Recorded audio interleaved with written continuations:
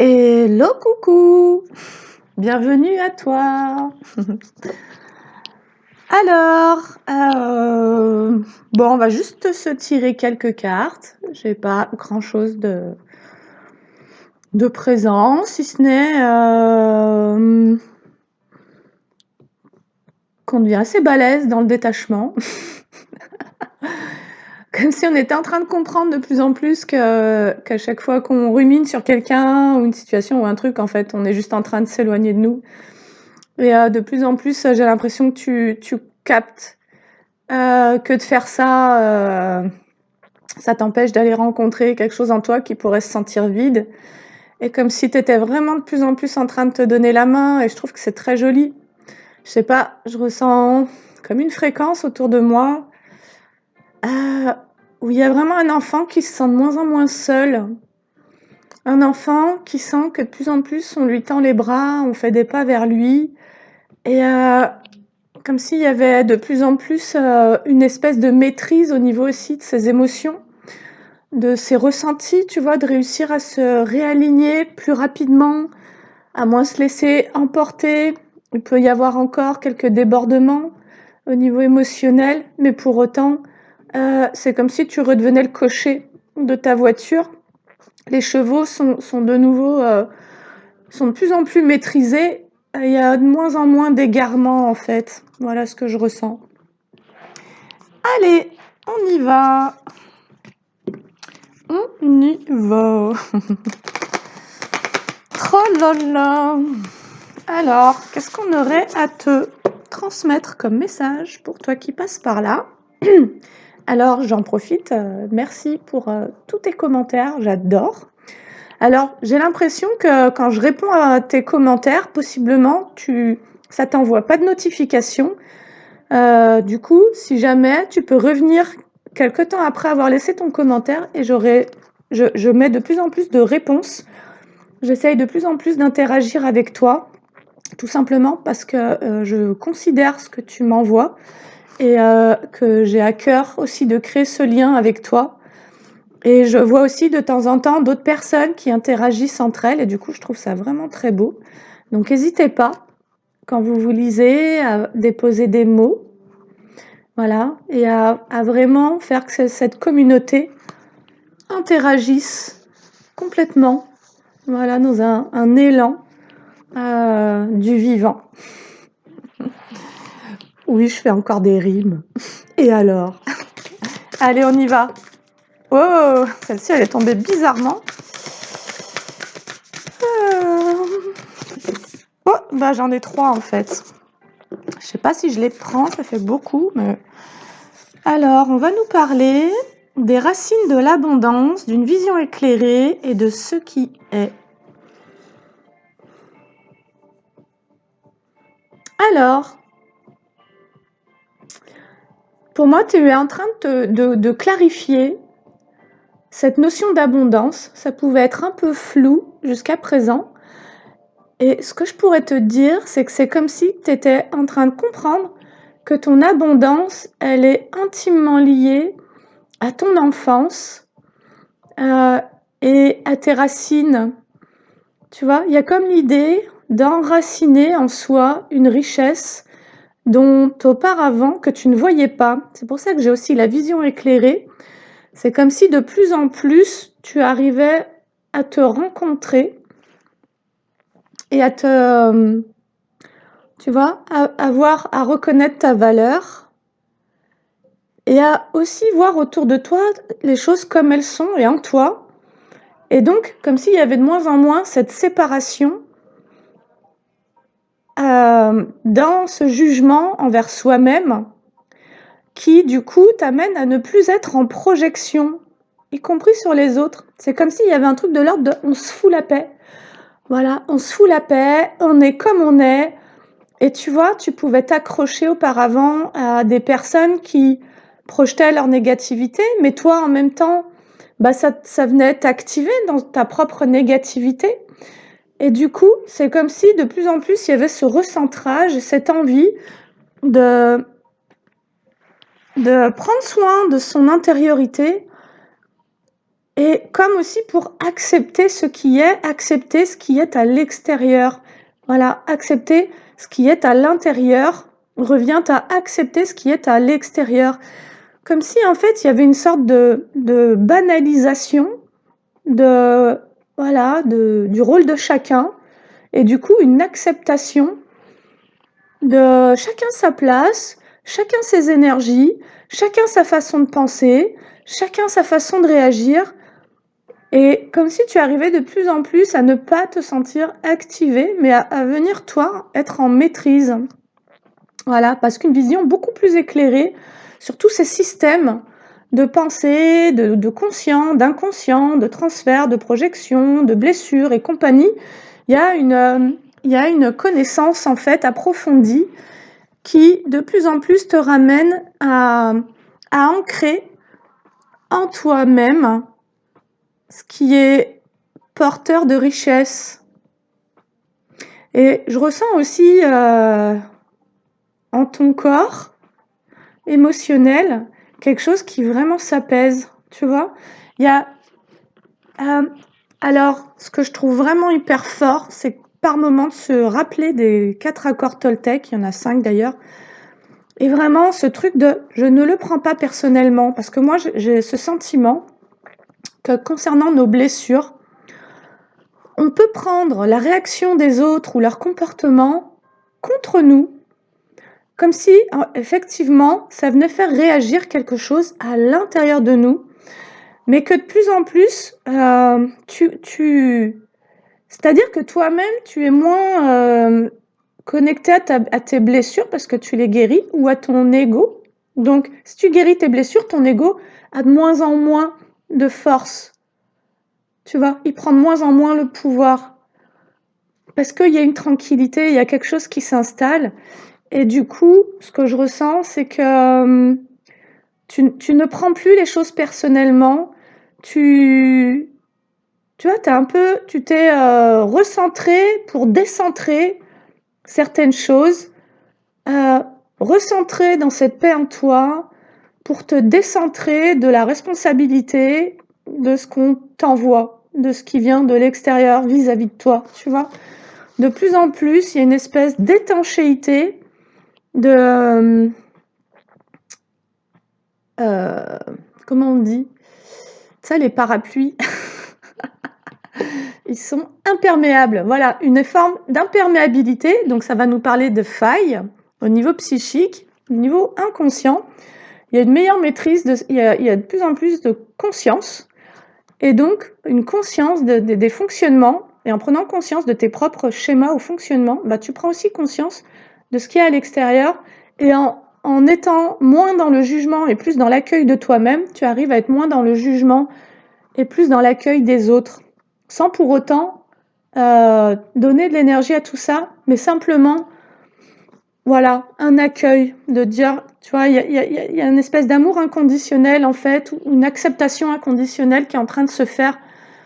Tu vois, l'idée de percevoir que nul n'est parfait, on a tous des blessures qui nous sont propres, une histoire qui nous appartient, des masques et des voilà, des schémas qu'on met en place et en fait, c'est comme s'il y avait une espèce d'acceptation de toute cette imperfection en nous-mêmes et autour de nous, chez l'être humain.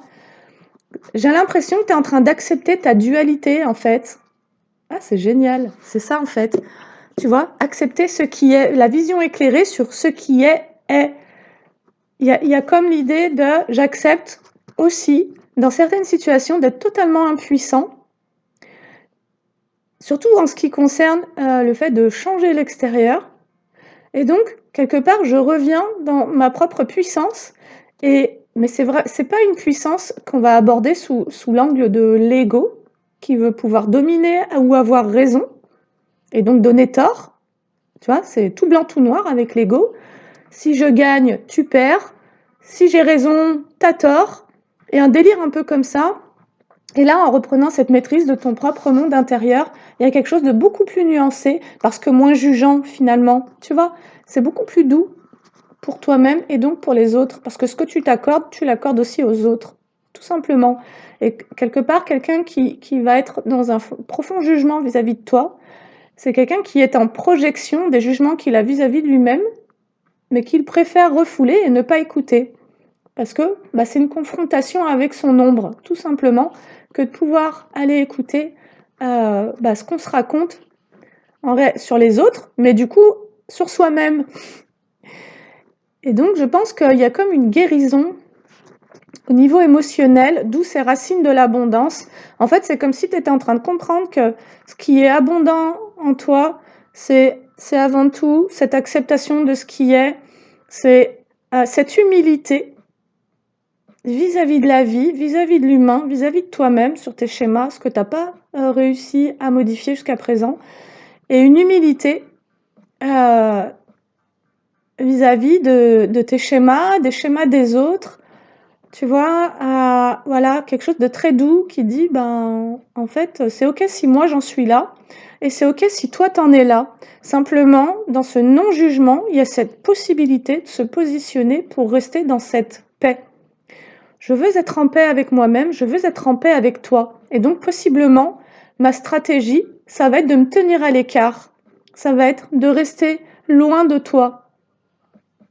Voilà, pour pas qu'on s'active l'un l'autre. Tu vois, il pourrait y avoir ce besoin aussi, pendant ces temps de guérison, de se mettre un peu à l'écart. Hier, on nous disait de rester un peu en silence avec soi-même, comme pour laisser certaines blessures, certaines failles, tout simplement se refermer, mais dans quelque chose de très doux.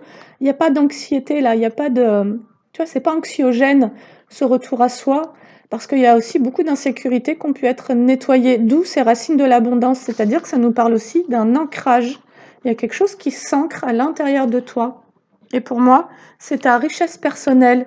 Voilà, je te parle pas de thunes, je te parle de tes valeurs, d'une part, voilà, de tes valeurs personnelles, de ce respect envers toi, et en même temps, porter ses fruits. Tu vois, je te parlais des racines de l'abondance, j'ai l'arbre. J'ai vraiment l'image d'un arbre, il est trop belle d'ailleurs. Tu vois, les racines de l'abondance. Et là, ce que je viens de tirer, c'est porter ses fruits. Voilà, tu es en train de récolter en fait, c'est ce que ça nous dit. En acceptant ce qui est, en gardant une vision éclairée sur tout ce qu'il y a en toi, autour de toi, en étant, tu vois, en étant... Cette vision éclairée, en fait, elle ne prend pas, elle te permet de ne pas prendre les choses personnellement et donc toi-même de ne pas te créer d'activation. Voilà. Tu vois, au niveau émotionnel, on pourrait voir que c'est l'eau, cette étendue-là. Et toi, en fait, c'est comme si tu surfais sur la vague des émotions parce que tu ne t'y identifies plus. D'où cette acceptation, ce qui te permet d'accepter ce qui est en toi, ce qui te traverse de plus en plus. Et on te dit que ça va comme porter ses fruits. Allez, j'en prends une dernière de ce jeu. Elles sont super belles, ces cartes-là. Allez, ça va porter ses fruits. Qu'est-ce qu'on peut te dire concernant cette idée? C'est quoi qui porte ses fruits? Waouh, ça a volé. Eh ben, tu vois, on avait ce qui est. Donc ça, c'est un constat, sans jugement. D'être dans le constat, l'observation, sans jugement. Ça permet de changer au niveau des énergies quelque chose. Ça ramène, je pense, à plus de fluidité, à moins de rumination aussi. D'où le fait de pouvoir se réancrer à l'intérieur de soi. Et donc, ça te permet de t'ouvrir à ce qui est. Et certainement d'ouvrir les bras pour accepter, écoute, la divine matrice et la présence lumineuse. S'ouvrir à ce qui est, ça vient me dire que tu es de moins en moins en projection de tes parts d'ombre, tu es de plus en plus en compréhension et donc en acceptation, en accueil, d'où le fait que ça puisse s'ouvrir. Voilà, je m'accueille dans toute ma vulnérabilité. Je m'accueille également dans cette vérité d'avoir moi-même projeté. Et donc, je reviens à une présence qui, pour moi-même, et donc pour le monde, on est toujours dans un mouvement de l'intérieur vers l'extérieur. C'est jamais l'extérieur vers l'intérieur. C'est en ça que, parfois, au niveau collectif, on se perd parce qu'on imagine que c'est le reste du monde qui va créer un truc en soi, alors qu'en réalité, ce qui est sain et ce qui permet de rester dans une autonomie et donc une liberté, c'est de travailler l'intérieur pour le rayonner à l'extérieur et le partager en fait, là où c'est possible. Parce qu'on s'est déjà fait avoir, les gars. Mais parce qu'auparavant, il y avait un partage qui se faisait au niveau inconscient aussi, dans une attente de recevoir certaines choses. Et là, c'est comme si tu te recevais toi-même dans ta totalité, dans une acceptation, dans ce qui est. Et du coup, c'est comme si tu pouvais être en train d'intégrer ta lumière à toi, ta fréquence à toi. Tu es de plus en plus en train, en faisant ce travail d'individuation, je rencontre mes ombres, j'alchimise mes ombres, j'illumine mes ombres avec ma lumière. J'appelle la lumière à venir éclairer ce que je ne voyais pas, ce que je refoulais, ce que je n'acceptais pas. Et donc, c'est ce qu'on appelle aussi les piliers de lumière. Les piliers de lumière sont ceux qui ont accepté de faire ce travail d'individuation qui est long, qui est pénible, qui est douloureux, parce que c'est une élévation de conscience. C'est le fait de sortir de tous nos dénis.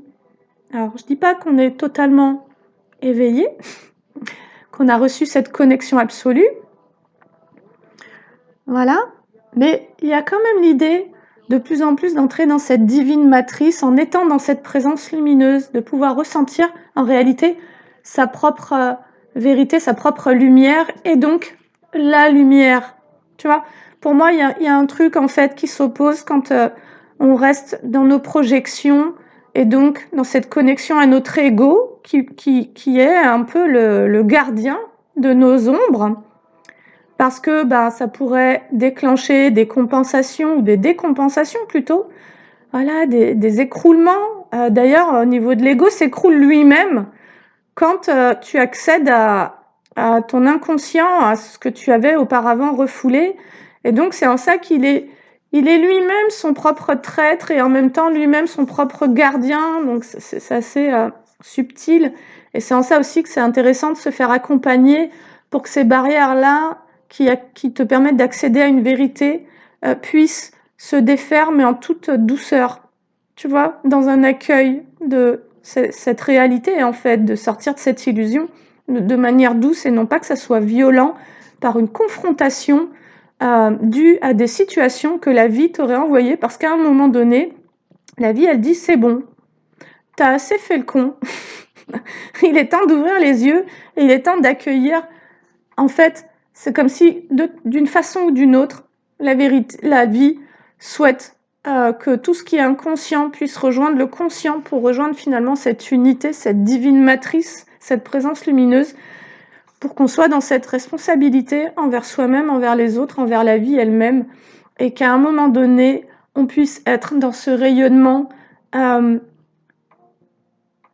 cette unité en fait, où on ne soit plus en train de créer de séparation en soi-même et entre soi et les autres.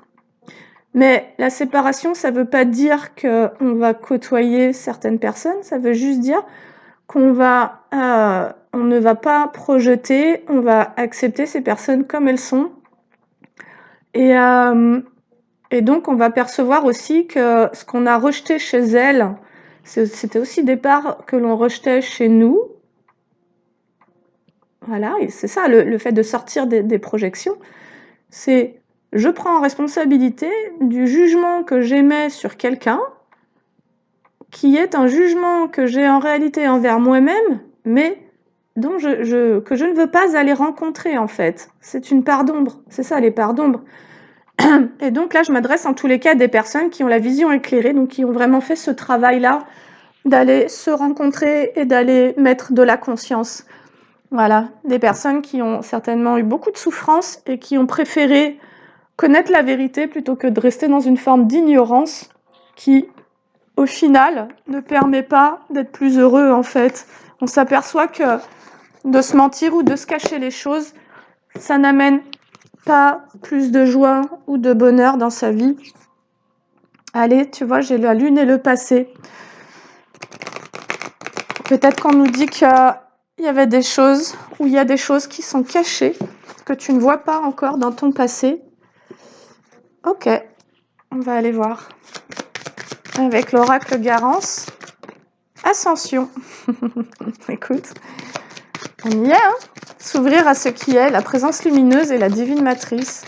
Il y a vraiment des personnes qui sont en train de s'élever au niveau vibratoire, ça veut dire que ça bosse fort.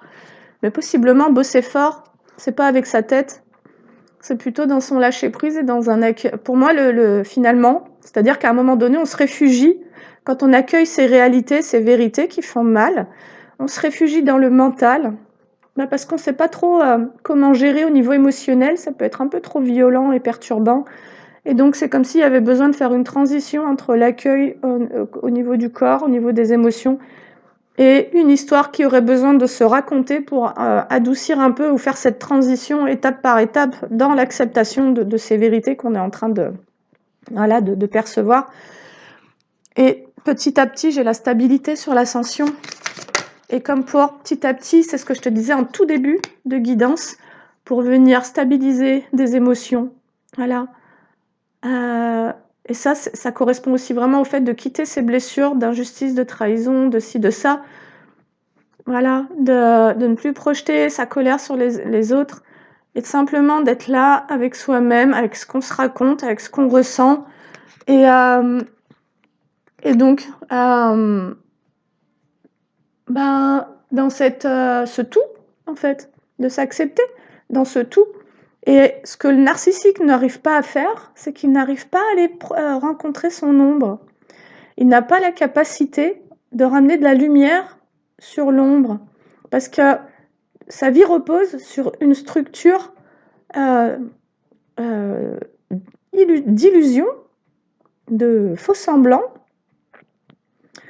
et selon la proportion du mensonge, du déni de soi, voilà, pour se maintenir dans une vision idéalisée, qui n'est pas du tout une vision éclairée, mais plutôt une vision refoulée de sa propre vérité. Alors, on va avoir des personnes qui ne vont pas réussir à faire ça, mais ça ne veut pas dire qu'elles n'y ont pas accès, ça veut simplement dire que ça va être compliqué de vouloir faire les pas pour aller rencontrer cette intériorité, ces ombres, et sortir des projections. Le narcissique est tout en projection, parce qu'il n'accède pas, il ne se donne pas l'accès à ces ombres, et donc il ne peut pas faire ce travail d'individuation, de transmutation de l'ombre en lumière.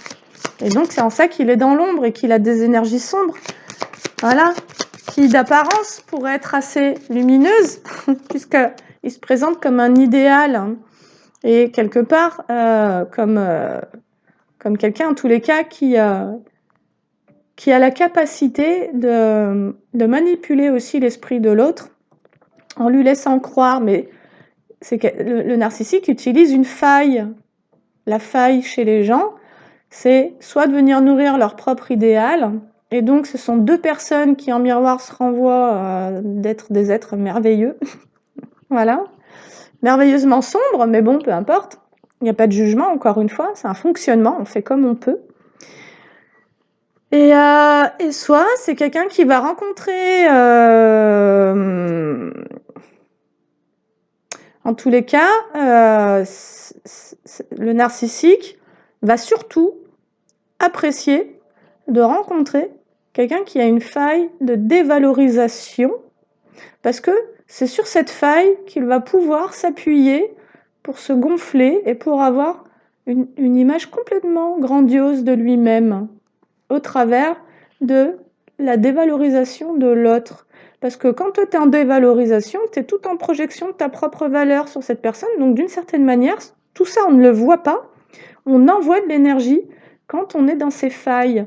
Tout comme le narcissique qui ne va pas rencontrer ses parts d'ombre est aussi en projection, donc envoie sur l'autre. Et surtout si tu as des failles, c'est dangereux, tu vois, si tu es en empathie ou quoi. Toi, tu vas absorber en fait l'ombre de cette personne.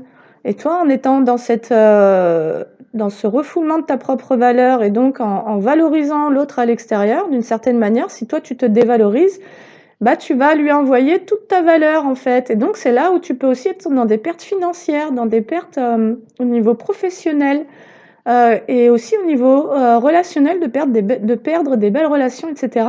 Parce qu'il y a une fuite. Et donc, l'autre, il se récupère tout le meilleur. Et toi, tu te récupères tout le pire. Et donc, c'est assez important d'être au fait de ces fonctionnements pour rester conscient que dans certaines interactions, il se passe des choses que l'on ne voit pas. Il y a uniquement le corps, les ressentis qui peut venir te prévenir. Allez, on nous parle d'ascension du couple et des ancêtres. Peut-être qu'il y a une élévation concernant la notion du couple. Alors, certainement déjà en soi, donc un équilibre qui se fait. Et à l'extérieur de soi, on nous dit qu'il y a une rupture. Alors, ça va surtout me parler... Alors, on nous dit chez toi, on nous dit que toi, tu as comme choisi de grandir, je pense, dans ton autonomie et donc de grandir intérieurement en rééquilibrant ces polarités, en laissant grandir ce féminin et ce masculin, en ancrant en toi ces énergies-là pour rompre avec des schémas anciens. Tu vois, pour rompre avec un passé finalement, un passé qui te maintenait dans des histoires malheureuses, quoi. Au niveau sentimental, là, ça aurait envie de nous parler de sentimental. C'est comme si en acceptant de voir tes schémas, qui sont des schémas ancestraux, des schémas familiaux ou transgénérationnels, des conditionnements, et quelque part en acceptant de traverser certainement des zones de turbulence pour mettre fin à ces schémas, tu étais en train de pouvoir laisser grandir en toi la notion du couple, ouais.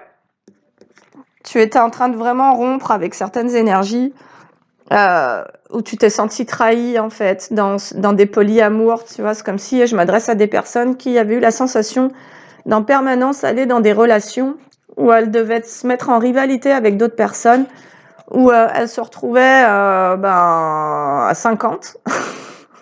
J'abuse un peu.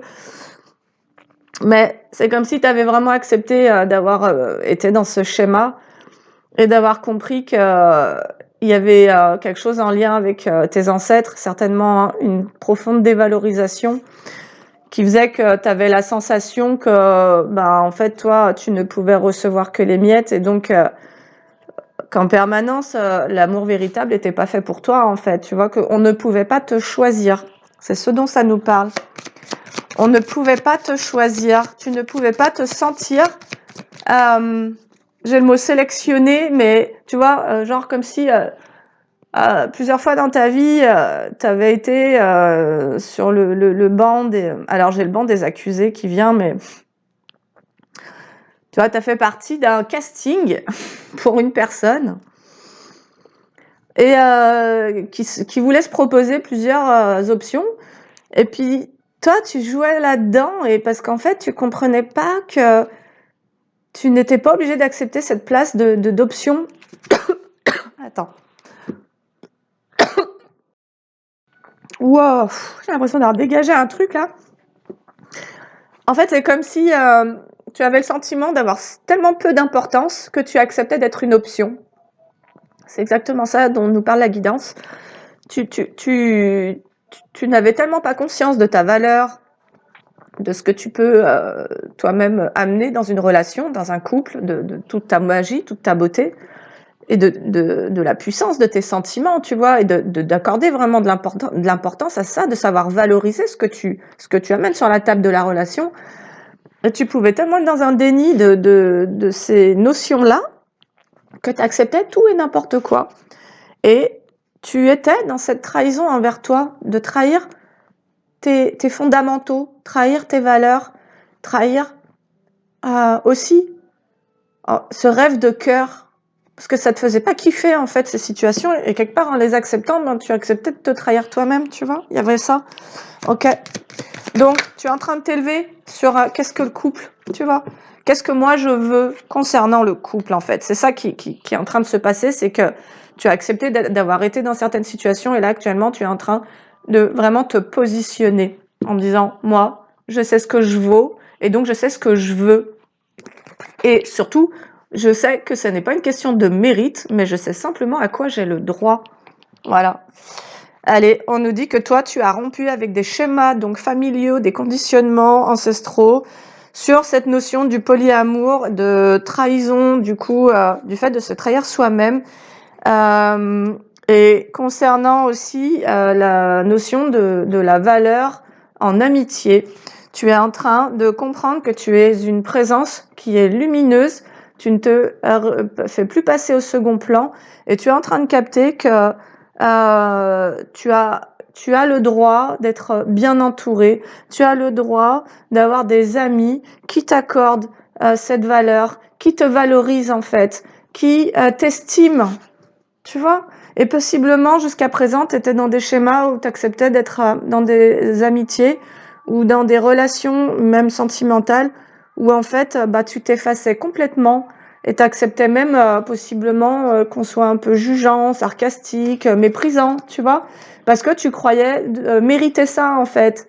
Sauf qu'aujourd'hui, tu as compris qu'en fait, tu as le droit au meilleur. Allez, qu'est-ce qu'on peut nous dire d'autre? Alors, on nous dit qu'il va y avoir comme une élévation concernant les plaisirs dans ta vie. Ouais. Et ce qu'on te dit aussi, c'est que ce plaisir, d'une certaine manière, c'est toi qui vas te l'accorder en passant à l'action,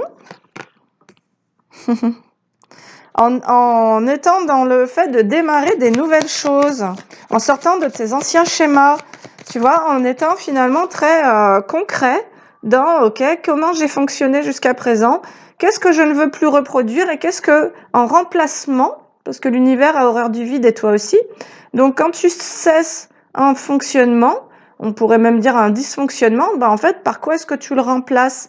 Et c'est là où tu peux plancher un peu, mais de manière très concrète sur qu'est-ce que je peux me proposer de nouveau dans ma vie et qu'est-ce que je peux mettre comme action.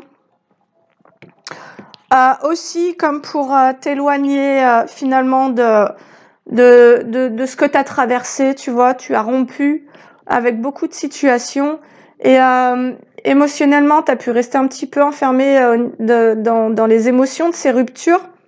Soit ça pouvait être de la culpabilité, de la tristesse, voilà, tu vois, des choses un peu comme ça. Et c'est comme s'il fallait pouvoir effacer cette ardoise, voilà, pour dire, bah maintenant que j'ai fait toute cette place, qu'est-ce que je me propose de nouveau? Il y a vraiment cette notion, qu'est-ce que je me propose de nouveau? Alors déjà, ce que tu te proposes, alors soit tu vas avoir envie de faire un voyage, soit tu vas avoir envie de faire un déplacement dans ce passage à l'action.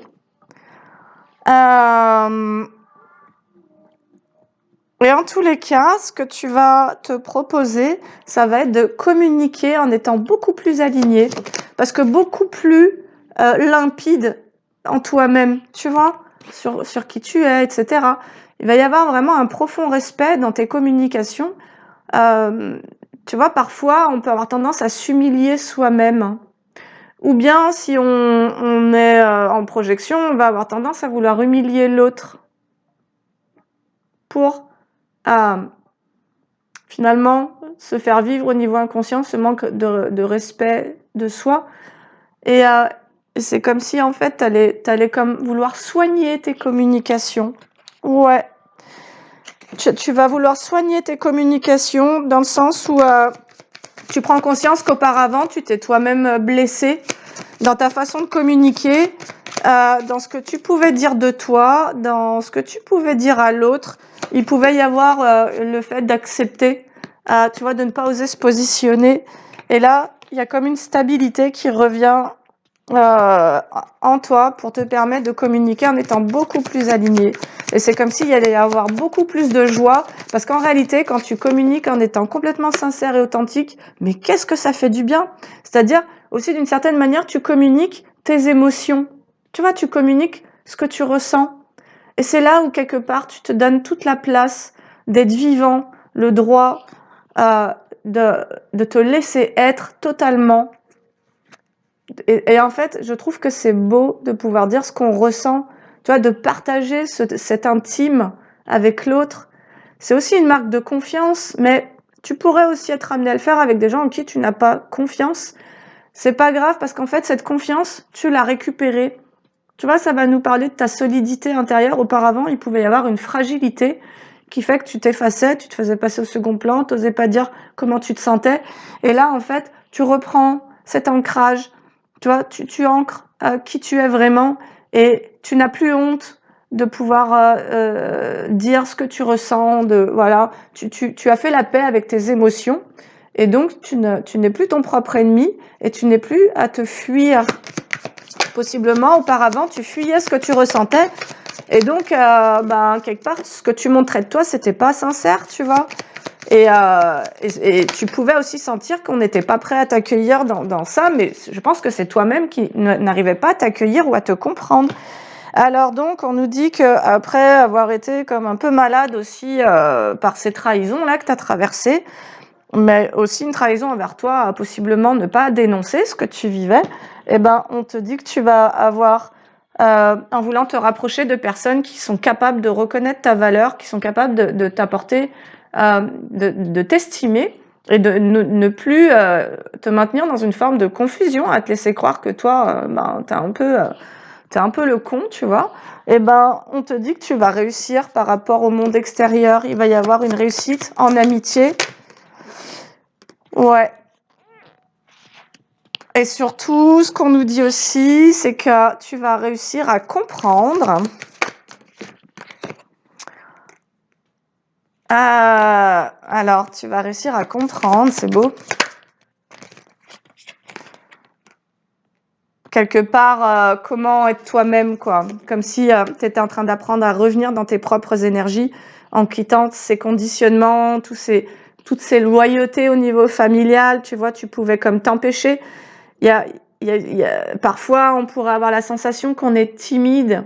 Il y a plein de gens, des hypersensibles, qui se croient timides. En fait, vous n'êtes pas timide, vous vous réprimez émotionnellement. C'est tout. Vous n'osez pas partager votre feu, votre joie, votre grain de folie, quoi. Mais c'est pas par timidité, c'est parce qu'il y a une répression au niveau de votre être, parce qu'enfant, on vous a laissé entendre que votre spontanéité, votre joie de vivre, voilà, vos humeurs, vos émotions, ça prenait trop de place et c'était pas possible, quoi. Et donc vous avez fini par complètement vous éteindre votre feu, votre vitalité, et par vous conformer, en fait. Et du coup, je reviens à tu as fini par croire que tu ne pouvais pas entrer en relation avec l'extérieur en étant simplement toi-même. Et ça, tu vas réussir à le comprendre. Et du coup, c'est ce qui va t'amener. Alors, alors peut-être que tu vas avoir envie d'effectuer un travail au niveau de la guérison de l'enfant intérieur en comprenant que tu as dévié, que tu n'étais pas toi-même, tu étais sous l'influence de tes conditionnements, de ton histoire d'enfance. Tu vas peut-être avoir envie de faire un travail sur l'enfant intérieur. N'oublie pas qu'en maïesthésie, c'est exactement ce qu'on va toucher, hein. En maïesthésie, on ouvre un portail pour aller te réassocier à cet enfant et qu'ensemble, lui et toi, vous puissiez faire équipe pour aller rencontrer des moments de vie où cet enfant s'est dissocié et où finalement il est encore en train d'attendre sur le bas-côté que toi tu viennes le rechercher. Tu vois? C'est ça aussi la dissociation traumatique, c'est qu'à un moment donné, cet enfant, il s'est senti devoir se mettre de côté. Il a reçu une charge, une émotion, un truc qu'il n'a pas pu vivre complètement en étant co-régulé. Et du coup, c'est comme si il avait pris une part de lui-même, un peu son hologramme, et puis il l'a mis dans un coin et il lui a dit « Reste là, je reviendrai quand je serai prêt. » Donc, je reviendrai quand j'aurai suffisamment de conscience et de bienveillance pour pouvoir venir te rechercher, possiblement en séance, et en tous les cas, en maïesthésie, c'est exactement le travail qu'on fait. On va recréer le lien, tu vois. Et là, il y a l'enfant qui te voit arriver et qui est tout surpris, en fait. Et à ce moment-là, il y a des charges qui s'en vont. On accueille des émotions, on accueille les émotions de cet enfant qui était resté complètement sidéré, parce qu'à un moment donné, ce qu'il vivait, lui-même n'avait pas la maturité au niveau émotionnel, au niveau psychologique de l'accueillir en fait, et qu'il y avait personne auprès de lui. Donc c'est ça qui crée les dissociations et les traumatismes et les fragmentations et compagnie. Et donc c'est ce qu'on va réparer en maïesthésie, voilà, tout simplement. Et c'est pour ça que c'est très beau, parce qu'il y a aussi des guérisons au niveau familial qui se font. En donnant la main à cet enfant, tu peux retourner dans des scènes où il y a eu beaucoup de violence, et tu peux, en lui offrant ta protection, lui, il va pouvoir se permettre de dire des choses qu'il n'avait pas osé dire jusqu'à présent. Et donc, il y a aussi une reprise de pouvoir à ce moment-là. Et surtout, il sait qu'il est accompagné de son parent spirituel, en fait, et c'est toi. Ok, allez, on nous dit que tu vas peut-être vouloir faire un travail concernant l'enfant intérieur. Alors, il est possible que tu aies été en lutte contre cet enfant, mais moi, ça va surtout me parler contre ses émotions. Et du coup, c'est comme si ça t'avait fait lutter contre ta propre abondance. Comme si tu avais cru que... D'ailleurs, l'enfant a cru lui-même devoir se mettre en arrière-plan.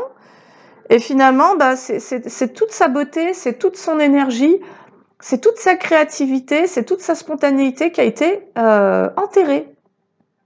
Donc quand tu vas rechercher cet enfant, quand tu vas faire ce travail, tu réapprends à être dans cette authenticité, tu vois, voilà, cet enfant sort de la honte, sort de la culpabilité, sort du fait de devoir rester le sauveur d'un de ses parents, etc. Et ça peut faire 40 ans qu'en fait, il attend que tu viennes le chercher pour le sauver toi, en fait, tu vois, qu'il puisse quitter ce rôle-là.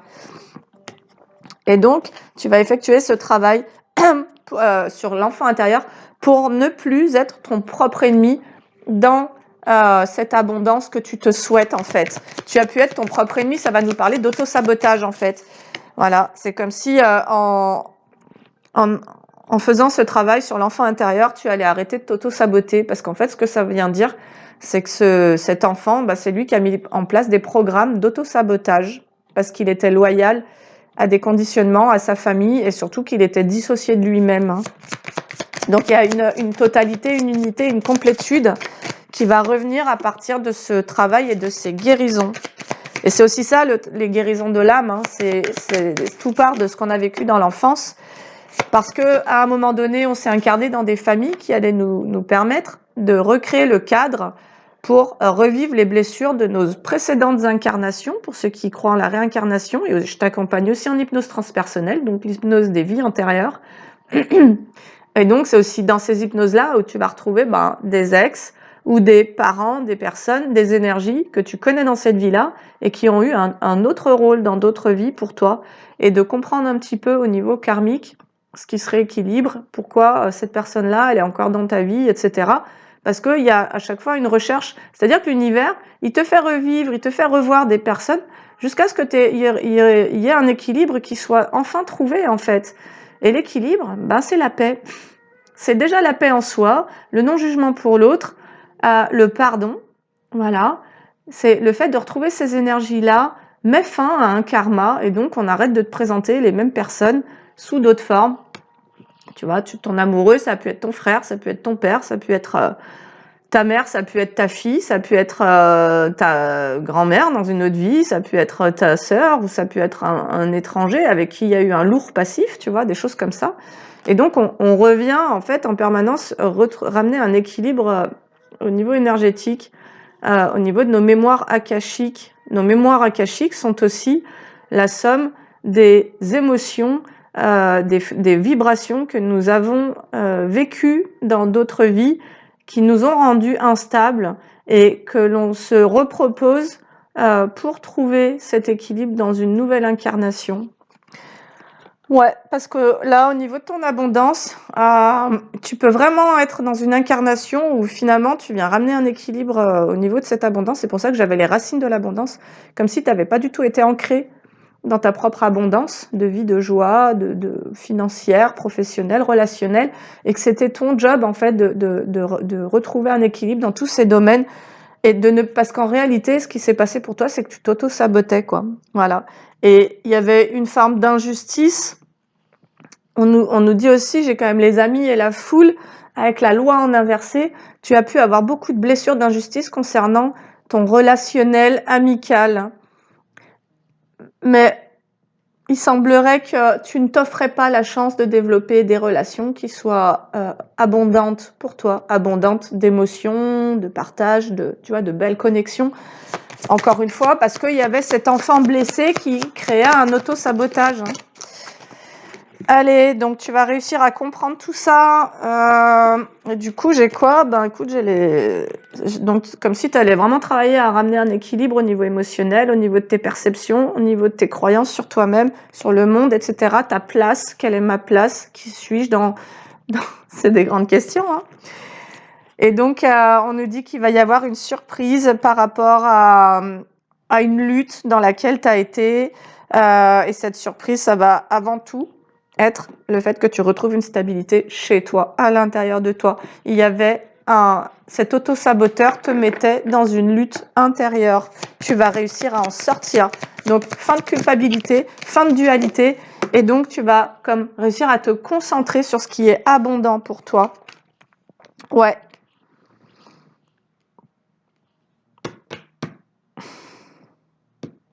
Parce que tu vas réussir à te dépouiller de toute forme de dualité, en fait. Alors, ça aussi, je l'accompagne en médiation des parts intérieures. Donc, c'est un module de la communication non violente, où, en fait, si tu es consciente d'être dans une culpabilité, eh ben, on va écouter tout ce qui se met en opposition, tu vois, les deux parts qui se mettent en opposition, pour que chacune puisse totalement s'exprimer et comprendre, en fait, toutes les stratégies qui se jouent en toi. Alors, c'est pas pour faire forcément la paix et arriver à un état de paix, c'est déjà pour que chacune puisse nommer son propre besoin et que toi, en ton centre, moi je joue le rôle de la médiatrice, il puisse y avoir une écoute à voix haute qui se fait de tes propres enjeux, en fait, tu vois. Et pour qu'à un moment donné, en ayant pris conscience de tout ce qui se jouait dans la lutte en toi-même, tu puisses te positionner sur qu'est-ce que tu choisis. Parce qu'à un moment donné, quand il y a un autosabotage, c'est qu'on a fait le choix d'écouter ses parents ou son conditionnement, tu vois. Et c'est en ça qu'il y a une lutte avec ton être ou cet enfant qui, lui, voudrait aussi pouvoir vivre tellement. Mais il y a un frein, il y a une culpabilité à ça parce que possiblement on t'a dit que toi, il fallait être là pour les autres, sinon tu étais égoïste, sinon machin, que toi, en fait, si tu faisais différemment, tu serais déloyal, tu serais dans la trahison envers voilà, les gens qui t'ont tout donné, qui t'ont mis au monde, qui sont Dieu pour toi, tu vois. Et donc, bref.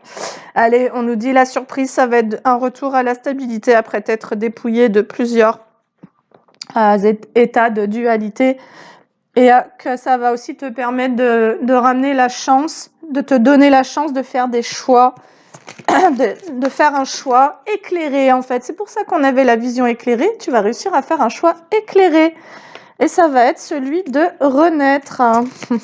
On tourne un peu en rond avec tout ça, mais bon, on est toujours dans des clarifications. On prend les choses par un bout, un autre, et puis on chemine pour mieux réussir à se comprendre. Et je pense que les guidances, il faut pouvoir les écouter vraiment en se mettant en détente et en accueil et avec cette intention de je fais confiance à mon inconscient. Moi, je sais que quand je vous parle, je m'adresse à votre inconscient. J'ai cette capacité-là d'aller lire entre les mondes, donc d'être un pont entre le conscient et l'inconscient, entre le visible et le non visible, le tangible et le non tangible, et au niveau énergétique, voilà. Pourquoi? Parce que j'ai fait ce parcours, mon âme porte ses énergies, et surtout, il y a 5 ans, j'ai été traversée par plusieurs types d'énergie. J'ai ouvert mes chakras, mais réellement, j'ai vécu un truc de dingue. Et j'ai été traversée par l'énergie de la Kundalini. J'ai été traversée par des espèces de tempêtes énergétiques qui ont fait bugger tout mon réseau, mon téléphone portable, ma box, il n'y avait plus de réseau. Et donc j'ai intégré certaines choses durant ce parcours, en fait, tout simplement. Et donc j'ai une énergie qui accède à certains plans, voilà. C'est pour ça que quand je propose un soin en maïesthésie ou en hypnose, ce n'est pas qu'un soin en maïesthésie ou en hypnose, il y a aussi mon énergie qui soutient et qui ouvre certaines choses. Voilà, plus la médiumnité dans tout ça. Donc ça reste, c'est assez puissant en réalité, hein, et c'est pas parce que je manque d'humilité que je le dis, c'est parce que je reconnais la valeur de mes soins et que ben, en 2 heures de temps, il se passe réellement des choses. Et j'en suis très fière parce que ce parcours, il n'a pas été simple en fait. Et l'accès à ces énergies-là, bah, ça a été un lourd combat. Voilà, ça a été un parcours complètement dingue. Allez, donc on nous dit que nouvelle renaissance, le choix, ça va être de renaître. Et comme de ramener tout simplement de la nouveauté, donc ça nous parle du changement, parce que tu sais, en tant qu'être humain, des nouvelles en amour. Alors soit tu vas recevoir des nouvelles en amour, parce qu'il y aura un changement de fréquence en toi, il n'y aura plus l'auto-sabotage. Ah, génial. En fait, c'est comme si ça nous disait, mais en faisant ce travail sur cet enfant intérieur, tu allais comme lever un voile ou lever des barrières, tu allais... en lui apportant cet amour à lui, d'une certaine manière, c'est comme si que lui, en réponse, il allait t'autoriser à accueillir l'amour en ce monde, tu vois, et que ça allait te permettre, le fait que tu ne sois plus en dualité, ça allait, donc il y a un alignement qui se crée, c'est un alignement dans l'amour de soi et donc dans l'amour tout court, et que ça allait possiblement pouvoir t'aider à accueillir l'amour dans ta vie. Voilà, parce que ça va être un choix, parce qu'en fait, on n'a pas conscience que bien souvent, on a le choix et que on se rend pas compte que des fois, on est simplement en fermeture, on se dit, mais bon sang, je comprends pas, je rencontre personne. Bah ouais, consciemment, tu aurais très envie, mais inconsciemment, et on va dire que c'est à peu près 80% de ce qui génère ton énergie, tes choix et compagnie, bah sur ce plan-là, en fait, il y a quelque chose qui dit, bah non, parce que moi, je suis un enfant qu'on n'a pas aimé, et donc j'ai développé la croyance que j'étais pas aimable. Et donc à partir de ça, bah, je ne peux pas vibrer, accueillir l'amour parce que je crois que je le mérite pas. Et donc il y a quelque chose à aller libérer en ça pour se dire bah de toute façon, ce que j'ai vécu, je l'ai vécu, donc accepter ce qui est. Et donc c'est un droit. L'amour est simplement un droit, tu vois. Tu as le droit comme n'importe qui en fait, c'est ce que ça nous dit. Alors, qu'est-ce qu'on va pouvoir te dire d'autre? Alors peut-être que ça va être aussi au printemps où tu vas pouvoir faire une nouvelle rencontre, un nouvel amour. Peut-être qu'au printemps, tu vas rencontrer un nouvel amour. Mais pour moi, c'est comme si tu allais vouloir faire renaître une forme d'abondance au niveau du couple, parce que ça nous le disait ça en tout début. Tu allais vouloir faire renaître un espoir. Je peux m'adresser à quelqu'un qui, au cours de ses expériences où il y a eu ces triangulaires, ces trahisons, et du coup, bah, émotionnellement, ça a pu être très compliqué pour toi. Vraiment, tu as pu te sentir... ça a été violent, en fait. Tu vois, et du coup, quand on reste un peu là-dedans, on se dit, bah non, je veux pas réouvrir. Ou inconsciemment, il y a tellement la peur d'être blessé à nouveau qu'on préfère garder tout fermé. Et là, c'est comme si, au niveau de ta fréquence et de ta vibration, tu allais vraiment, au niveau inconscient, accepter d'ouvrir à nouveau. Tu vois, parce qu'il y a cette confiance en soi entre cet enfant et soi-même. Il y a cette sécurité qui permet de nouveau d'ouvrir les bras.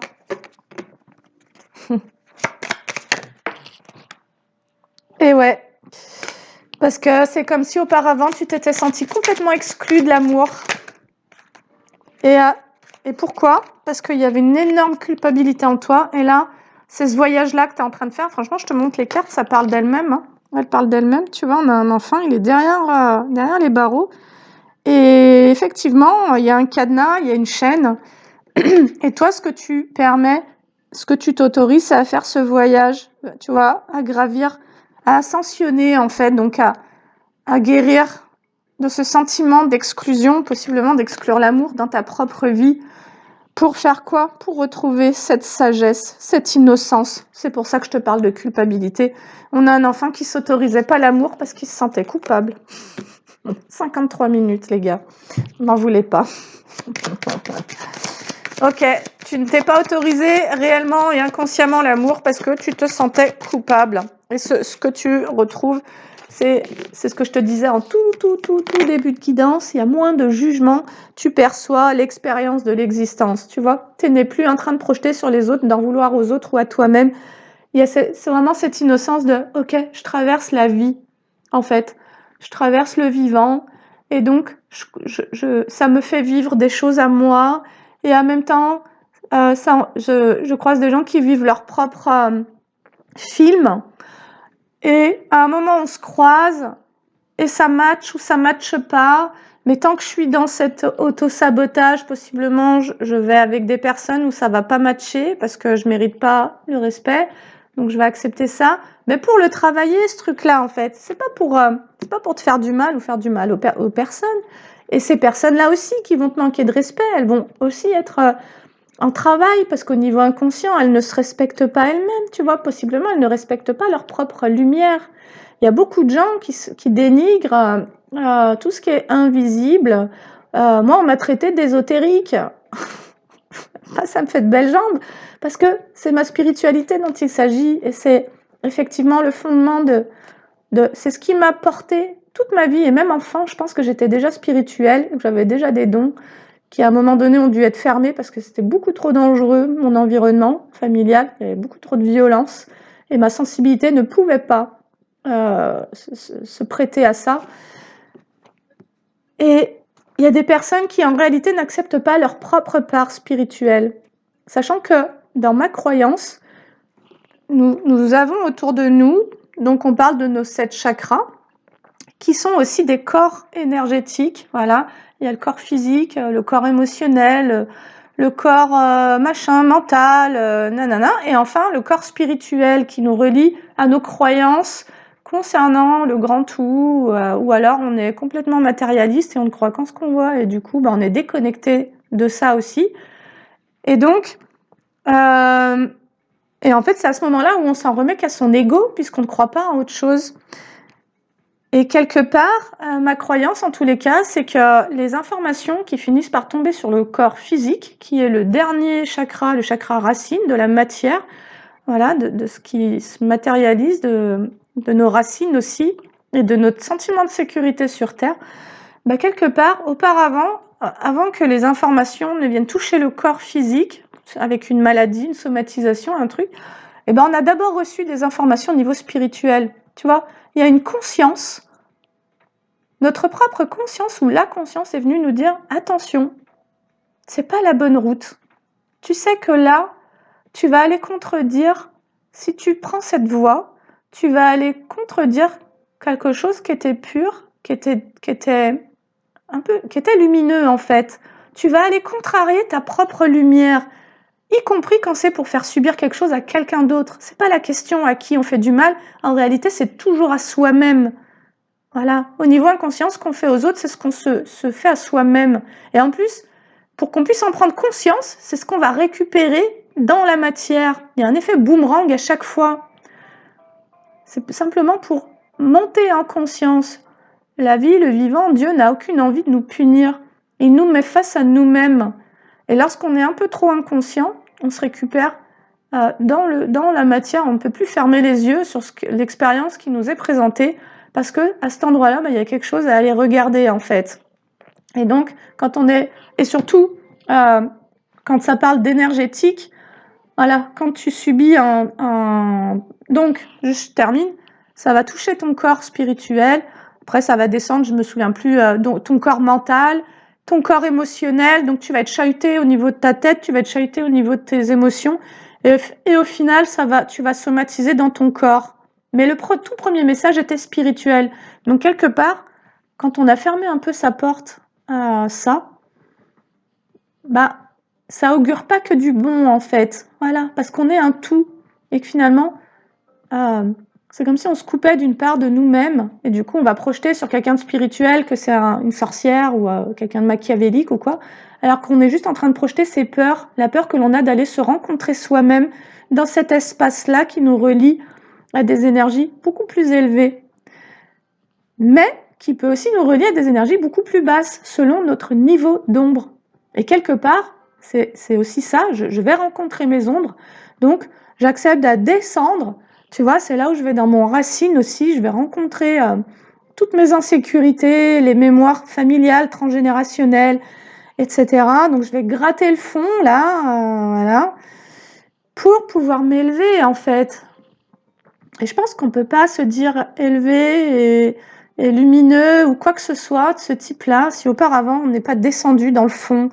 Hein, cette nuit noire de l'âme, elle nous amène à aller nous rencontrer dans ce qu'il y a de plus sombre en nous, ce qu'il y a de plus noir, et comme pour faire la paix aussi avec cette incarnation, avec cette part animale en soi, une espèce aussi d'instinct. Il y a des choses dont on n'est pas fier en fait, et à un moment donné, de projeter de l'amour sur ça, de pouvoir se pardonner à soi, de la façon dont on a agi, et d'aller aussi récupérer cet enfant qui a cru avoir mal agi aussi. Bah, ça permet, voilà, petit à petit, on remonte, quoi.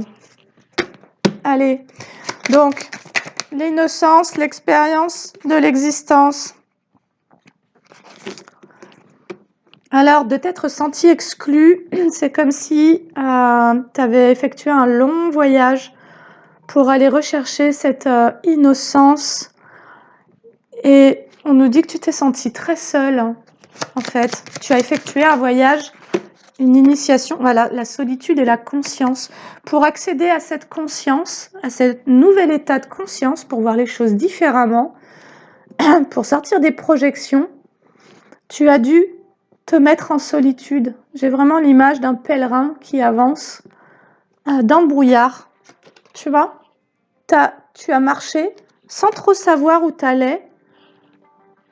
Et finalement, tu marchais vers quoi? Vers de plus en plus de conscience, tu vois. On a ce voile qui se déchire. Comme si pour gagner en conscience sur toi-même, sur le monde et la vie, tu avais eu besoin d'y aller seul. Et effectivement, quand tu fais ce travail d'individuation, cette nuit noire de l'âme, c'est difficile de la faire en étant collectif, parce que on se regarde soi-même, on n'est plus en train de projeter sur l'autre, donc on arrête de se servir de l'autre pour envoyer son merdier, ou bien on arrête de prendre de l'énergie à l'autre, ou bien machin, on arrête de... Voilà, on va rencontrer son insécurité. Donc, dans cette insécurité, il y a ces mémoires de mort, de solitude, d'exclusion, de rejet, d'abandon, de trahison, d'isolement, de machin. Et forcément que ça demande à se reconfronter à ces états. Ok. Alors, donc moi j'ai l'impression que ça nous dit que ça c'est fait. Tu l'as fait, cette traversée. T'en es plus là en fait. T'as gagné en conscience par rapport à cet état de solitude qui était lié à ce sentiment d'exclusion, de je n'ai pas ma place en fait.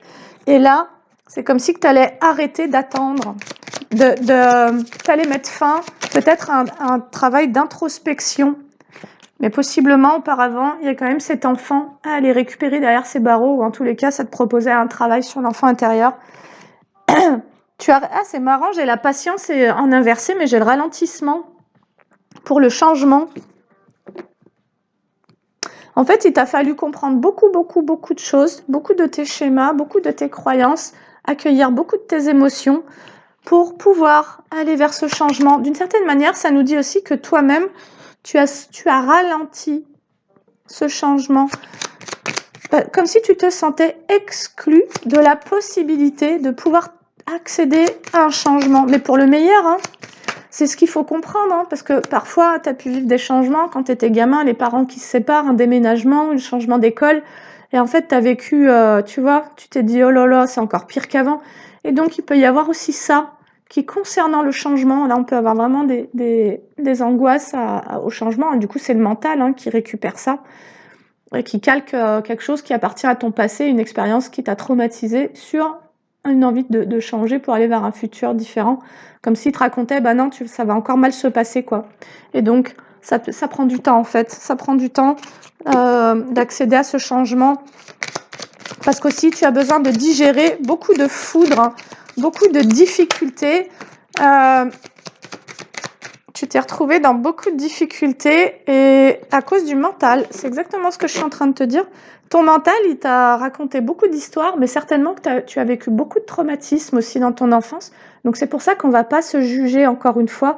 On va s'envoyer beaucoup d'amour et simplement se dire, bah oui, si tu es un polytraumatisé, si tu as quasiment été traumatisé au quotidien dans un environnement familial qui a pu être violent, négligent, bah évidemment que ce changement, tu vas pas les doigts dans le nez. Et surtout, si tu as eu une enfance où tu as été très seule, avec ce sentiment d'exclusion et avec beaucoup de culpabilité, en gros, si tu as eu des parents un peu tordus, et ben ouais, tu vois, on est tranquille avec soi de se dire, ouais, allez, c'est cool, quoi, j'y vais, je sais que j'y vais. En gros, il y a un truc qui dit: «Je sais que j'y vais, mais parfois, je me sens un peu ralentie parce que j'ai des peurs». Voilà. Parce que j'ai peur, d'entamer de m'engager dans un changement qui soit pas pour le meilleur. Et là, c'est uniquement une croyance à travailler. Tu vois? Il y a besoin de réaffirmer une croyance de: «J'ai le droit au meilleur, je me donne le droit d'accéder au meilleur». Et de ne plus... En fait, ce changement, il peut être long à accéder parce qu'il y a d'auto-sabotage encore chez toi à aller voir, des programmes d'auto-sabotage à mettre à jour, à mettre en conscience. Ouais. Et ouais, donc tu t'es pris des foudres, c'est surtout ton mental qui t'a envoyé dans des situations qui t'ont rendu misérable, on va dire. Et parce que... Alors, sauf qu'on nous dit que aussi, ça faisait partie de ce cheminement. En gros, c'est comme si on disait, mais tout est juste, en fait. Tu vois? Pour aller vers cette unité, vers cette totalité, et vers cette maturité de se connaître soi, de s'accueillir soi, eh ben, il y a forcément des grosses confrontations, tu vois? Entre ta lumière, tes ombres, ton conscient, ton inconscient, cet enfant, ses parents psychiques, tu vois, ce qu'il en a gardé en mémoire, etc. Et donc, il y a eu beaucoup de tergiversations en toi. J'ai la politique sur le mental, tu vois, j'ai cette carte-là. Ton mental, quelque part, il aura tout fait pour ne pas que tu puisses te connecter à cette innocence, comme si ça représentait un danger que de nouveau revenir un peu à ce niveau, tu vois, de maturité, mais tout en étant avec cet enfant. Ouais. Comme si, en fait, si tu quittais une forme d'hypervigilance, t'allais te créer du danger, alors qu'en fait, c'est complètement l'inverse. Tant que tu vibres en hypervigilance et en survie, bah, t'attires à toi des situations qui viennent te prouver que t'as raison de rester dans cette survie.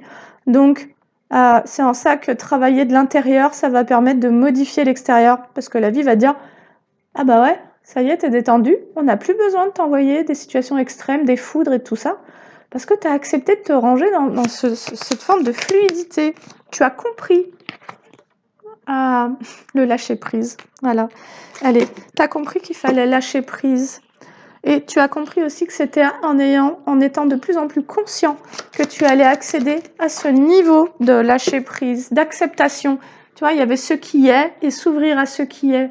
En gros, c'est vraiment cette résilience du non-jugement, d'intégrer son expérience de vie, son enfance, se placer dans de plus en plus d'accueil et d'amour qui fait que tu gagnes dans cette unité, cette totalité, tu ne te dissocies plus de toi-même et émotionnellement aussi, tu deviens de plus en plus mature pour accueillir aussi, même y compris ta solitude. Ce qui veut dire que tu sors d'une forme de dépendance. Ok. Alors, on nous parle d'intensité. C'est comme si tu avais été poussé à travailler, en tous les cas, à apprendre à lâcher prise de manière très intense, quoi, tu vois. Tu as dû effectuer des détachements profonds, vraiment puissants. Pour faire quoi? Pour aller vers le monde. Voilà, donc il y avait beaucoup de travail à faire sur tes blessures d'enfant. Il est possible qu'il en reste encore pour vraiment arrêter de s'auto-saboter. Et qu'est-ce que j'ai le maître, mais celui-ci, il est pas drôle, tu vois, c'est le maître sombre. Parce qu'en fait, on a le maître d'innocence, qui est vraiment un maître de plein de sagesse. Lui, c'est plutôt un mage noir, en fait, tu vois. Lui, c'est plutôt... c'est un peu les énergies sombres. Elle est sortie en inversé sur Nous sommes le monde. Ouais, auparavant, à cause de ce sentiment d'exclusion, tu pouvais vraiment te tenir à l'écart et tu pouvais vraiment, au niveau inconscient, alimenter beaucoup de peurs qui étaient en lien avec ce que tu avais vécu en famille. Et tu fais le job, en fait, pour pouvoir quitter cet auto-saboteur qui te dit qu'il vaut mieux rester seul que d'être mal accompagné. Et en fait, ça n'a rien à voir. C'est toujours bien d'être accompagné, mais avec les bonnes personnes. C'est uniquement ça. Parce que tu n'es pas obligé de te faire revivre des schémas souffrants, des schémas qui maintiennent une dévalorisation, tu vois, qui donnent le droit aux autres d'être maltraitants, d'être jugeants, d'être dévalorisants, d'être humiliants, d'être méprisants, tu vois. Auparavant, tu pouvais accepter ça et impossible de t'aimer dans ces conditions. Et en plus, impossible de te restaurer par rapport à cette enfance en te sentant toi-même aimé tel que tu es. parce que tu reproduisais des schémas où tu allais auprès de personnes qui te donnaient pas, en fait. Voilà. Donc tout ça, tu es en train de le guérir, donc c'est génial. Allez, ça va encore être une guidance qui va durer un peu longtemps, mais vous pouvez les fractionner, hein. Vous n'êtes pas obligé de regarder 1h30 de guidance en une fois. Vous faites comme vous voulez, quoi, tout simplement. Alors, qu'est-ce que je vais avoir envie de te tirer d'autre? J'aimerais bien savoir un peu plus ce qui va se passer pour toi. Allez, hop, je mets tout ça là et je vais prendre les météores. Alors, peut-être que tu travailles sur des angoisses et des peurs. Et ouais, et en miroir, j'ai l'amour de soi, comme si tu étais en train de remplacer les angoisses et les peurs par plus d'amour. Comme si tu réussissais à capter à quel moment tu es dans l'angoisse et dans la peur, et plutôt que de refouler ou de résister, et donc de projeter aussi, y compris tes insécurités sur l'extérieur, tu accueillais avec amour tes angoisses et tes peurs. C'est exactement ce que ça m'a dit. Ok, alors, qu'est-ce qui se prépare pour toi? J'ai l'être aimé, besoin d'ancrage.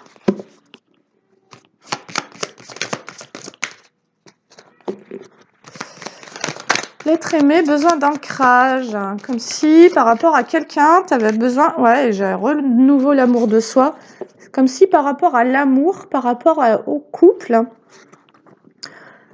ou par rapport à quelqu'un en particulier, ça c'est toi qui sais, tu avais besoin de vraiment t'ancrer, te stabiliser émotionnellement, et pour ne pas tourner dans ton mental. Parce que si tu as vécu des traumas enfants dans les liens d'attachement, tu vas les projeter sur quelqu'un que tu aimes. Et donc, ça va saboter. Il va y avoir un auto-sabotage. On va te dire, bah non, on va de nouveau te maltraiter, on va de nouveau te forcer à te renier, à te dénigrer ou quoi, à te laisser dominer, manipuler, abuser ou quoi. Donc, c'est pas possible. Tu peux pas aller dans un couple. En fait, tu es en train d'accueillir tout ça. Ces pensées, ce mental, ces émotions. Dans plus d'ancrage et avec beaucoup d'amour surtout. Tu as compris que l'amour, c'était la seule solution pour guérir. Et ouais, et donc, retombée positive, mon beau, ma belle. Je sais pas comment t'appeler. Ah, c'est beau, j'ai les retombées positives et j'ai le pardon. Peut-être que quelqu'un qui t'aime, grâce à ton changement de fréquence, à ton changement vibratoire, va venir te demander pardon. Parce que c'est comme s'il y avait eu, de manière générale, une espèce de réharmonisation. Tu vois, au niveau énergétique, il y a quelque chose qui se replace, il y a de plus en plus d'ouverture, il y a de plus en plus d'autorisation. Et ouais, réharmonisation parce qu'il y a eu un nettoyage profond. Et moi, ça me parle des blessures de l'enfance. Et en tous les cas, c'est ce qui peut vraiment te permettre d'attirer réellement l'amour. Tu vois, parfois on n'y croit pas, on a perdu espoir. Bah, c'est parce que dans l'enfance, au regard du couple de nos parents, au regard de nos propres liens d'attachement, il y a eu beaucoup de traumatismes. Et donc, l'amour est un danger. Donc, il faut pouvoir avancer sur ça. Et là, j'ai quoi? J'ai l'amour durable. J'ai l'amour durable et les disputes et l'abondance. Ok. Alors, attends, j'en prends une ou deux autres pour pouvoir comprendre. Ouais, c'est comme si auparavant, il y avait un manque de clarté sur l'amour. Qu'est-ce que l'amour, tu vois? Et comme si tu n'arrivais pas à voir que quand ça te mettait en souffrance, physiquement, moralement, mentalement, émotionnellement, bah c'était pas de l'amour en fait. En tout cas, ça te plaçait. Tu n'étais pas en amour de soi parce que tu autorisais des situations à venir te faire du mal. La souffrance n'est pas de l'amour, mais possiblement tu as cru être aimé enfant, et alors qu'on générait en permanence des blessures et des souffrances sur toi. Et tu as cru que c'était ça l'amour. Il y a eu comme une inversion entre, en gros, parce que j'aime mon parent, lui se croit tout permis, et donc au niveau inconscient, tu as pu répéter ce truc. Parce que j'aime cette personne, elle croit qu'elle peut tout se permettre, et surtout, je vais moi-même ne pas me protéger ou me défendre ou m'affirmer, je vais autoriser. Elle est là ta responsabilité. Tu vois, c'est d'avoir cru que l'amour pouvait tout autoriser. Tu as cru que par amour, parce que toi tu aimes, que dès le moment que toi tu aimes, l'autre pouvait tout se permettre, tu vois, et de te tromper, et de te trahir, te mettre en rivalité, te machin, te mentir, nanana, toute cette merde-là, en fait, bah t'as cru que c'était à peu près normal, parce que finalement, ben, enfant, tu n'avais pas eu d'autre choix que d'accepter ces comportements-là. Et quand je dis ça, je parle pas des êtres, je ne suis pas en train de juger un être humain, je suis en train de pointer du doigt les comportements. Nous pouvons aimer quelqu'un et ne pas apprécier ses comportements, et c'est très bien de pouvoir faire ce tri. Je vais parfois refuser certaines personnes dans ma vie parce qu'elles ne se comportent pas respectueusement. Ça ne veut pas dire que je les aime pas, ça veut simplement dire que tant qu'elles n'ont pas changé leur façon d'agir, je ne pourrais pas accepter ou tolérer qu'elles puissent se croire autorisées à être maltraitantes, à être dénigrantes ou méprisantes ou quoi que ce soit. Mais pour autant, je peux avoir beaucoup d'amour pour ces êtres, mais pas pour leur comportement. C'est vraiment important de faire la distinction entre les deux pour ne pas se sentir coupable. Parce qu'en réalité, quand tu fais le mix de... Quand tu crois que tu es en train de rejeter quelqu'un, et c'est en ça qu'il ne faut pas prendre les choses personnellement, je vous le disais en tout début de guidance, quand tu crois que tu es en train de rejeter quelqu'un, si c'est ce que tu te racontes parce que tu fais le raccourci et tu détailles pas un peu ton processus, tu vois, de réhabilitation finalement de ton propre être, tu vois, tu pourrais te sentir coupable et te dire bah, je suis vraiment quelqu'un d'égoïste, je suis vraiment quelqu'un de méchant ou de je sais pas quoi, parce que je fais vivre à cette personne un rejet. C'est pas ça qui se passe. Ce qui se passe, c'est que tu es en train d'affirmer tes valeurs et de te positionner pour dire à cette personne que tu aimes que tu ne peux pas tolérer qu'elle se comporte ainsi, parce que sinon, toi, ça va pas te permettre de t'aimer toi-même, de développer cette estime de soi, tu vois. Et donc, c'est en ça qu'on a tous un peu ce travail à faire, aussi de regarder la façon dont on se comporte, y compris en amour, tout en préservant notre être. Voilà, il y a ça, il y a notre être, il y a qui nous sommes, et il y a comment nous agissons. Et parfois, comment nous agissons se fait de manière inconsciente selon des conditionnements de notre enfance. Voilà. Allez, transformation. On nous dit que auparavant, tu croyais que l'amour, c'était de se disputer. Ça autorisait la souffrance. Et parce qu'il y avait un manque de clarté par rapport à l'amour de soi. Tant que tu ne t'aimais pas suffisamment, que tu ne te priorisais pas, tu pouvais croire que les disputes, c'était inhérent à l'amour. Mais en fait, on parle encore une fois des comportements. Voilà. Et donc, ça te mettait énormément en souffrance. Et ça, tu as décidé de le transformer, tout simplement. Voilà. Et la transformation, de nouveau, elle nous parle de l'enfant intérieur par rapport à la famille et aux proches, où toi, tu as décidé de faire un nettoyage, comme si tu avais décidé de transformer la relation que tu avais à la famille et aux proches, déjà en ayant ce souhait de t'apaiser après avoir émis des ruptures sur les situations avec les personnes avec qui il y avait eu des disputes. Ça a été très ciblé, ton travail, il est chirurgical. Tu as mis une fin, tu as rompu dans des relations où possiblement il y a encore beaucoup d'amour. C'est pour ça que ne rejette pas cet amour, parce que finalement c'est comme si tu rejetais une part de toi-même qui a des sentiments. Tu peux avoir des sentiments de colère, de tristesse, de joie ou d'amour aussi. Et donc, quand tu crois que tu rejettes cette personne ou quoi, bah quelque part c'est comme si tu croyais devoir rejeter une part de toi, sauf que non, tu peux rester connecté à l'amour pour cette personne, simplement dire je n'accepte pas, je refuse les comportements, vraiment. Et bref, on nous dit qu'il y a quelque chose qui va s'apaiser ou qui s'est apaisé au niveau mental concernant ces ruptures, que ça a mis du temps finalement avant d'avoir des compréhensions, avant de pouvoir ramener une évidence sur, à partir du moment où je m'aime, je vais avoir des compréhensions sur ce qui se passe autour de moi, ce que j'accepte ou pas, comment je dois me positionner, tu vois, il y a comme plein de choses qui se clarifient, quoi. Et finalement, cet amour de soi, il est possible quand tu recrées le lien avec cet enfant. Parce qu'à la base, si tu ne t'aimes pas, c'est parce que cet enfant ne s'est pas senti aimé. C'est pour ça qu'on est obligé d'aller creuser à cet endroit-là. Ouais, on nous dit que au niveau de tes situations sentimentales, il y aura eu beaucoup de tristesse pour toi. Ouais, il y aura eu beaucoup de tristesse et c'est un peu ce qui a impulsé ce besoin de transformation, comme si tu avais décidé de dire bah je ne veux plus me faire vivre les relations de cette manière-là. Et c'est exactement ça, tu as travaillé l'enfant intérieur, ça revient, j'ai le travail d'entreprise et juste au-dessus j'ai l'enfant intérieur. Tu as décidé de te réharmoniser par rapport à tes blessures d'enfant et pour terminer ma ligne, qu'est-ce que j'ai? Eh ben j'ai la réussite, allez, c'est bon. En fait, tu as capté comment, tu vois, parfois on peut faire un travail d'éveil et franchement, ça peut nous prendre des années et on voit des énergéticiens, des machins, des nanas, on en fait des caisses, on a besoin de... Voilà, nanana. Et en fait, moi, donc ça fait 9 ans, moi, que je le fais, ça, ce parcours. Ben, je dirais qu'en réalité, c'est presque le parcours de toute une vie, hein, avant même d'être dans le ventre de ma mère. Hein, c'était déjà... La blessure était déjà là, bref. Mais que, en fait, ma lecture à moi, c'est que tout est bon.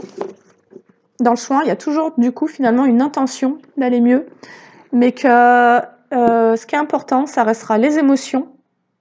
On peut travailler au niveau énergétique et tout ce qu'on veut. Si émotionnellement, on n'a pas libéré nos charges, ça va être compliqué de nourrir mentalement des pensées, voilà, de s'apaiser, de faire de la place, etc. Je crois que et les émotions, pour moi, c'est notre corps physique qui a enregistré les charges. Et donc, c'est aussi vraiment dans cette maison que l'on peut avoir conservé des nœuds, etc. Et donc, en tous les cas, en travaillant sur le corps, en travaillant sur les émotions, moi, je travaille aussi au niveau quantique, psychique. On est vraiment en visualisation. La myesthésie, ce sont des questions qui permettent de t'aider à accoucher de toi-même, mais surtout à accoucher de tes parts dissociées, tu vois, à les réintégrer, en fait, et à ce qu'elles se sentent. En fait, elles se réintègrent parce qu'elles se sentent complètement accueillies comme elles sont par toi. Et du coup, tu quittes ce besoin d'être accueilli par les autres et donc de devoir te suradapter. Tu vois, ça va aussi nous parler de ça. Quand tu t'accueilles, tu accueilles déjà l'autre comme il est, et ça c'est très beau, mais surtout, tu n'as plus besoin de chercher à plaire, à correspondre aux autres, et donc à te trahir ou à te dénigrer. Tu n'as plus besoin de t'humilier pour être accepté. Voilà. C'est déjà pas mal.